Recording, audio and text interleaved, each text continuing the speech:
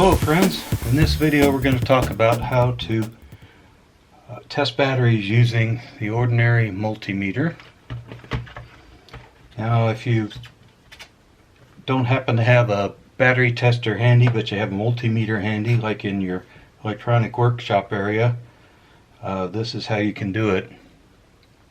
We're going to look at a little bit of different types of batteries. I've got different sizes here. These are D batteries, C batteries, AA batteries, and one AAA battery. So these are all nominally 1.5 volts, but the problem is if you just measure the volts on them, there isn't any load, and that doesn't really tell you the condition of a battery.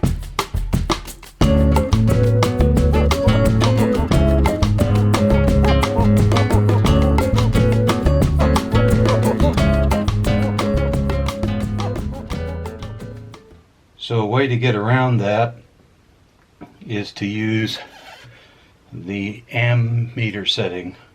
So in this case I've got it set to DC, and with this voltmeter you have to move this plug over to the special amps area.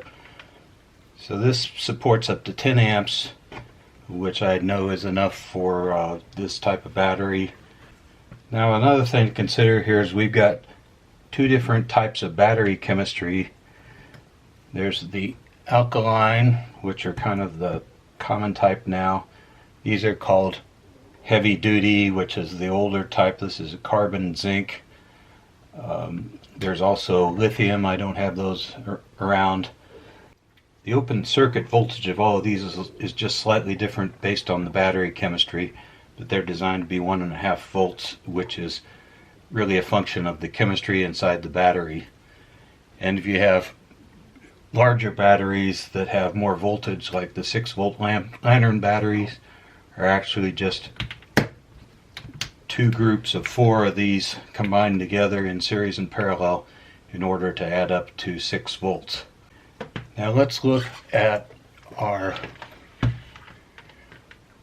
current here. Use one of these batteries to prop it up for the camera. So just pick one at random. This one's dated 2011. Batteries always self-discharge over some period of time. The amount of time that they discharge without any load at all varies. So my guess is that this one is kind of on the weak side, but we'll find out. So it's showing 4.8 or so amps. Now this is basically a short circuit load, and it's going to drain these batteries pretty quickly, so you don't want to do that for longer than just to read the value. So I could say from that I happen to know that we can expect something like 4 amps from a good battery in this configuration. We'll try this one. This one shows about 5 amps, even better. So this is the different chemistry, the so-called heavy duty, which is really a zinc carbon formulation. This one is quite old, so it's showing essentially 0 current. And now I can throw that one in the trash. Here's some other heavy duty ones. We've got 3 amps on that as a peak value. 3 amps here. These are probably the same age, same usage. Those are still usable, maybe somewhat on the discharge side. I believe the heavy duty batteries have a lower short circuit current than like, let's say, at a brand new capacity. So the short circuit current on these goes down towards 0 as they age or as they get used up. So here's one. This is a AAA. We'll do essentially 0 on that. We can throw that away. Here's one. We're getting over 4. That's good. Just go through the rest of these real quick. This one is 10. Which is actually quite a high value, so that's a sort of a brand new battery basically.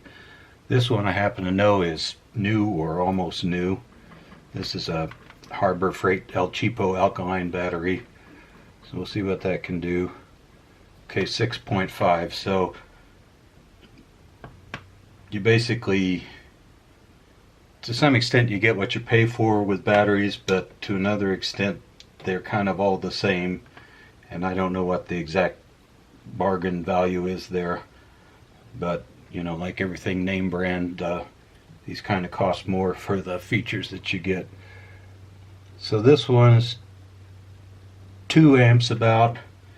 So I know that this one is, instead of 4 or 5 amps or even 10, I know that this one is either old or has been used to some extent. Still usable, but you know, may not be your first choice depending on how picky you are. This one's also about 2 amps. So this is a AAA battery, the smallest one physically that we've seen yet. This is about 4 amps, so that's still good. So the difference in these, if they have the same chemistry and they have the same size and brand and so on, they're going to have about the same lifetime for the same size. Now if you change the size, basically these batteries are equivalent electrically, they're different physically, but if you change the size of these batteries with the same chemistry, then you basically get less capacity, and the capacity is essentially, and you know, scales to the volume. So you know, imagine that there's 6 of these AA batteries that you could fit into a D battery. So kind of as a rough guess, let's say the D battery has 6 times the capacity of the AA battery. D batteries aren't used very much anymore. They were pretty common when I was a kid, used in a lot of toys, but they're still out there, but they're not that commonly used. It seems like AA and AAA batteries have kind of taken over almost every use. I think that has to do with the fact that lower power applications are out there. Now I'm going to change the settings on this, and we'll look at the voltage DC just to compare those. So this is what's known as open circuit voltage, even though you're actually drawing a little tiny bit of current from it.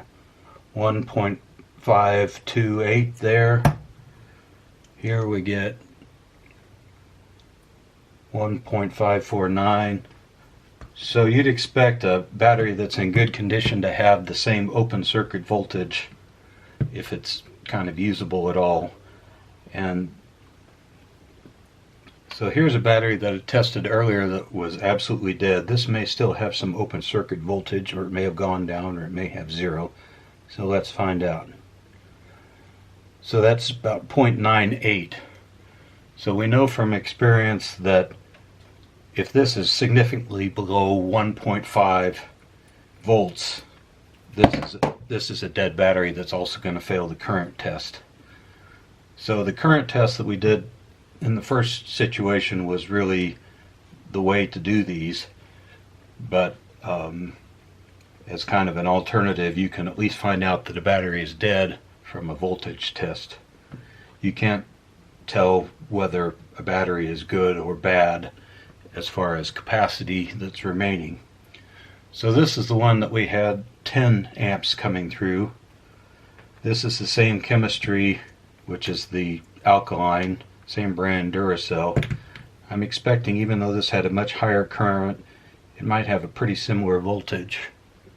So I'm getting 1.56 there. And that's consistent with the fact that a sort of a good battery has the nominal voltage that's associated with the chemistry. So even though the current test showed that this is a much better battery in terms of how fresh it is or how little it's been used, the open circuit voltage of both of these is about the same. So just looking at voltage, you could say, well, these are both probably good batteries, but I can't tell you that this one has a lot more sort of room to go before it goes dead than this one does. And also, when you consider the fact that this is, you think of these as buckets full of water, where the electricity is the water, then, we're going to be able to hold a lot more water in this bucket than in this one. So that's what's going on. Now let's look at these heavy duty ones. I determined earlier that they were, good in terms of usable. So let's look at the open circuit voltage here. 1.54. This one 1.55. So that's a pretty similar open circuit voltage, but based on the fact that the short circuit current with both of these was a lot lower, I know that these have a lot less capacity left in them. So I hope you've enjoyed this, gotten some out of it. Please remember to like and subscribe, and thanks for watching. Bye-bye.